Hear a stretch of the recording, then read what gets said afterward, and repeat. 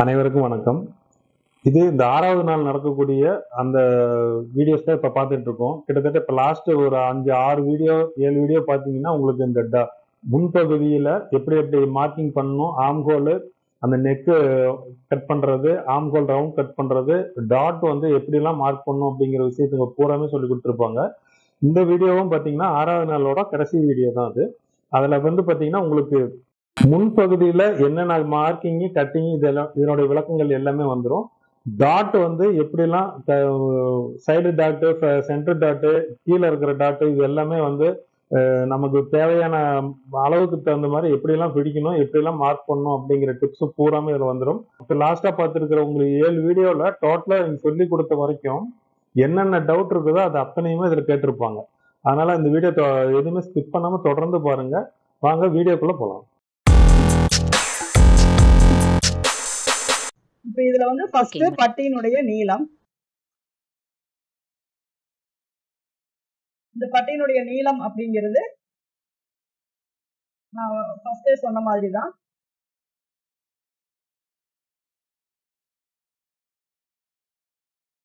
இங்க இருந்து இங்க வரைக்கும் நம்ம என்ன எடுக்கிறோமோ அதுதான் பட்டியினுடைய நீளம். இதுல பாத்தீங்கன்னா 1 இன்ச் நம்ம டாட்டுக்காக போயிடும். அப்போ நமக்கு 1 இன்ச் வந்து இதுல குறையும். அதே ஃப்ரண்ட் போர்ஷன்ல பாத்தீங்க அப்படின்னா ஓபன் பீஸ் வைக்கிறதுக்காக ஒரு 1/4 இன்ச் மட்டும்தான் குறையும். அப்ப நமக்கு இங்க வந்து நம்ம 3/4 இன்ச்சை வந்து நம்ம கால்குலேஷன் பண்ணிட்டோம்னாவே போதும். அதுதான் நமக்கு பட்டியினுடைய அளவு. ஏன்னா ஓபன் பீஸ்ல 1/4 இன்ச்சு போறனால அதை விட்டுருங்க. அந்த 1/4 இன்ச்சை விட்டுட்டு நீங்க இங்க மெஷர் பண்ணீங்க அப்படின்னா ஃபைனலா உங்களுக்கு தேவை 9.75 தான். அந்த 9.75 எப்படி வருது அப்படிங்கறத நம்ம பார்க்கலாம். இப்ப இதுல வந்து நான் பட்டியினோட நீளத்தை வந்து நான் மெஷர் பண்றேன். இது வந்து பேக் கட்டு. இதுல என்ன அளவு இருக்குன்னு செக் பண்ணுங்க. ஃபர்ஸ்ட் எப்பவுமே பேக் கட்டை செக் பண்ணுங்க. 10 இன்ச் வருது. இப்ப ஃப்ரண்ட்ல செக் பண்ணுங்க. இங்க இருந்து 3 இன்ச், இது பாத்தீங்கன்னா 9.75 வருது. அப்போ இந்த அளவுக்கு நான் இதை கட் பண்றேன். 9.75க்கு நான் மார்க் பண்றேன். இது ஆல்ரெடி நம்ம வெட்டிட்டோம் இந்த சைடெல்லாம், இருந்தாலும் அந்த இதை வச்சு நான் சொல்றேன்.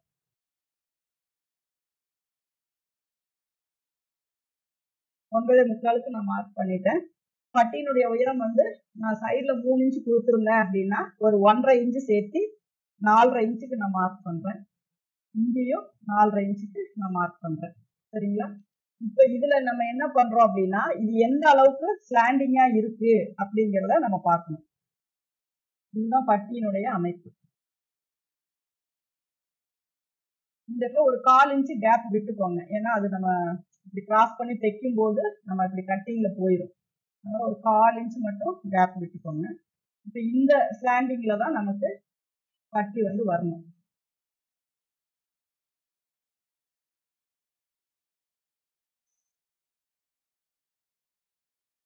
இந்த அமைப்புல தான் நமக்கு, ஏன்னா இது வந்து நம்ம டக் பிடிச்சிருவோம். இப்போ நீங்க என்ன பண்ணீங்கன்னா இந்த டக்கை வந்து இப்படி மடிச்சு விட்டுட்டு இதை வச்சு இதுல வச்சு பார்க்கும்போது நமக்கு இது கரெக்டா வரணும். இந்த இடத்துல ஒரு 1/4 இன்ச் மட்டும்தான் சேர்த்து இருக்கும்.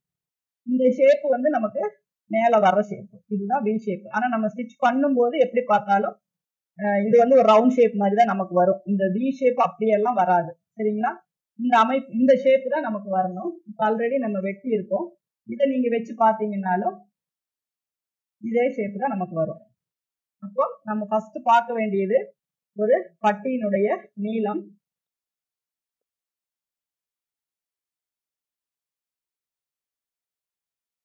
இது அப்ராக்சிமேட்டா நான் 10 இன்ச் மார்க் பண்றேன்.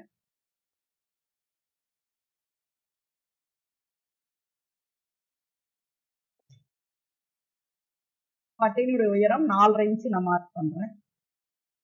இது வந்து நீங்க சைட்ல 3 இன்ச் வச்சிருந்தீங்கன்னா இங்க 4 இன்ச் வச்சிருந்தீங்கன்னா 1.5 இன்ச் சேர்த்து 5.5, அந்த மாதிரி 1.5 இன்ச்சுக்கு கிளாத் எடுத்துக்கோங்க.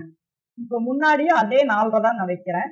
சப்போஸ் நான் இதுல வச்சு பார்க்கும்போது எனக்கு இது வந்து ரொம்ப மேல இருக்கு அப்படின்னா நீங்க இதுல ஒரு 1/2 இன்ச் சேர்த்துக்கணும். இல்ல இதை விட ரொம்ப கீழே இருக்கு அப்படின்னா இதுல வந்து 1/2 இன்ச் குறைச்சிக்கணும். சரிங்களா? முன்பக்கம் நம்ம பண்ண வேண்டியது இதுதான். சைட்ல எந்த சேஞ்சஸுமே பண்ணக்கூடாது. என்ன அளவு நம்ம எடுத்திருக்கோமோ அதை அப்படியே வச்சுக்கணும். முன்பக்கம் மட்டும் இந்த உயரம் வந்து எனக்கு இங்க நீங்க இறக்கி எடுத்துட்டீங்க அப்படின்னா இங்க 1/2 இன்ச் இங்க இறக்கிக்கோங்க. நீங்க மேல ஏத்தி இருக்கீங்க அப்படின்னா இங்க இருந்து, ஆனா பொதுவான அளவு பாத்தீங்கன்னா இந்த 3 3 1.5 இன்ச் இங்க சேர்த்துறோம், 1.5 இன்ச் இங்க சேர்த்துறோம். இதுதான் நமக்கு பொதுவான அளவு. சப்போஸ் இந்த ஃப்ரண்ட் பாத்தீங்க அப்படின்னா எனக்கு வந்து நல்லாவே ஷார்ப்பா நான் கொடுத்துருக்கேன் அப்படின்னா ஒரு 1/2 இன்ச் மேல ஏத்திக்கோங்க. இல்ல எனக்கு நான் வந்து இதை விட ஒரு 1.25 நான் கம்மி 1/2 இன்ச் 1 இன்ச் இறக்கி தான் வச்சிருக்கேன் அப்படின்னா இந்த அளவு இறக்கிக்கோங்க. ஏன்னா எல்லாத்துக்கும் சைடு வந்து கரெக்டா சீட்டிங் ஆகும். ஆனா ஃப்ரண்ட் அப்படி கிடையாது. ஃப்ரண்ட் வந்து அவங்க உயரத்துக்கு தகுந்த மாதிரி வச்சாதான் நீட்டா இருக்கும். இல்லாட்டினா என்ன ஆகும் அப்படின்னா ஒன்னா ரொம்ப தொங்கிட்டு வந்த மாதிரி இருக்கும். ஆனா அது கப் ஷேப் பெருசா இருக்கிறவங்களுக்கு வரும், அது தப்பு இல்லை, அப்படி வரலாம். ஆனா நார்மலான கப் ஷேப் இருக்கவங்களுக்கு முன்பக்க உயரம் மட்டும் ரொம்ப அதிகமாகவும் போயிடக்கூடாது, ரொம்ப கம்மியாகவும் போயிடக்கூடாது. அதனால ஈவனா வைக்கணும்னா இங்க 3 இங்க 3 அதுதான். சப்போஸ் நான் இன்னும் கொஞ்சம் நார்மலா வைக்கிறேன், இந்த 1.25 வச்சா அதை ஃபாலோ பண்ணிக்கோங்க. சப்போஸ் நான் வந்து இன்னும் கொஞ்சம் மேல ஏத்திட்டேன் 1/2 இன்ச் அப்படின்னா இங்கேயும் நீங்க 1/2 இன்ச் மேல ஏத்திக்கோங்க. இதை விட 1/2 இன்ச் இறக்கிட்டேன் அப்படின்னா இதை இறக்கிக்கோங்க. உங்களுக்கு ஒரு பிளவுஸ் தைக்கும் போதே தெரியும் இந்த பட்டியினுடைய உயரத்தை வந்து நம்ம என்ன சேஞ்சஸ் பண்ணியிருக்கோம் அப்படின்னு. அதுக்கப்புறம் இங்க கொடுக்குற இந்த டிஸ்டன்ஸ், இங்க கொடுத்துருக்கிற இந்த 3 இன்ச்சுக்கு வந்து லைட்டா ஒரு ஸ்லாண்டிங் கொடுத்துக்கோங்க. அதுக்கப்புறம் இந்த அளவை லைன் போட்டுக்கோங்க. அதே மாதிரி இந்த இதையும் சேர்த்துக்கோங்க. அவ்வளவுதான். ஏன்னா இந்த 3 இன்ச்சுக்கு தான் நம்ம வந்து இந்த லைன் கொடுப்போம். அதுக்கப்புறம் இங்க வர்றத வந்து நம்ம இதுல டாட்ல போயிடும். சரிங்களா? அப்ப இங்க வர்றது நமக்கு இந்த ஸ்லாண்டிங் அளவு தான் வரணும். இங்க வந்து ஒரு 1/4 இன்ச் நம்ம கட் பண்ணிடுவோம்.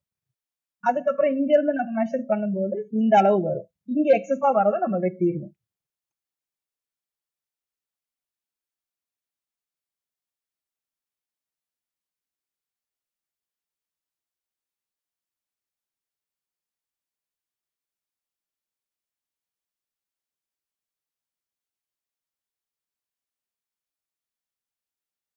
இது வந்து லைட்டா இப்படி கிராஸா இப்படி ஸ்ட்ரைட் பண்ணாதீங்க, லைட்டா இப்படி கிராஸ் பண்ணிக்கோங்க, ஒரு முக்கோண ஷேப்ல வர மாதிரி.